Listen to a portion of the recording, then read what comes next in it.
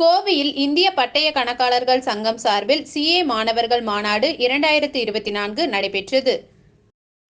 கோவையில் இந்திய பட்டய கணக்காளர்கள் சங்கம் சார்பில் சிஏ மாணவர்களுக்கான தேசிய மாநாடு 2024 ஜூலை 5 மற்றும் 6 ஆகிய 2 நாட்கள் பிஎஸ்ஜிஆர் கிருஷ்ணம்மாள் கலை மற்றும் அறிவியல் கல்லூரியில் நடைபெற்றது.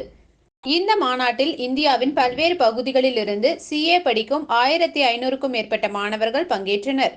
2 நாட்கள் நடைபெற உள்ள கருத்தரங்கில் முதல் நாளான இன்று the institute of chartered account of India மற்றும் போர்ட் ஆஃப் ஸ்டடீஸ் அமைப்பை சேர்ந்த உறுப்பினர்கள் மற்றும் 1500க்கும் மேற்பட்ட மாணவர்கள் கலந்து கொண்டனர். இந்திய பட்டய கணக்காளர்கள் சங்கத்தால் ஏற்பாடு செய்யப்பட்டு தென்னிந்திய பட்டய கணக்காளர்கள் பிராந்திய கவுன்சில் கோவை கிளை மற்றும் தென்னிந்திய பட்டய கணக்காளர்கள் மாணவர்கள் சங்கம் கோவை கிளையால் நடத்தப்படும் கருத்தரங்கில் வருமான வரி சட்டங்களில் ஏற்பட்டுள்ள மாறுதல்கள் குறித்த கலந்துரையாடல், சிஏ படிப்பிற்கான ஆர்வத்தை தூண்டும் வகையிலான சொற்பொழிவுகள், ஜிஎஸ்டி மற்றும் ஏஐ குறித்த கலந்துரையாடல்கள் உள்ளிட்டவை இடம்பெற்றன.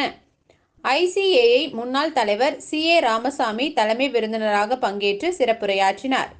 சிஏஆர் கேசவன் முன்னாள் இயக்குனர் நிதி, ஹிந்துஸ்தான் பெட்ரோலியம் கார்ப்பரேஷன் லிமிடெட் கௌரவ விருந்தினராக கலந்து கொண்டார்.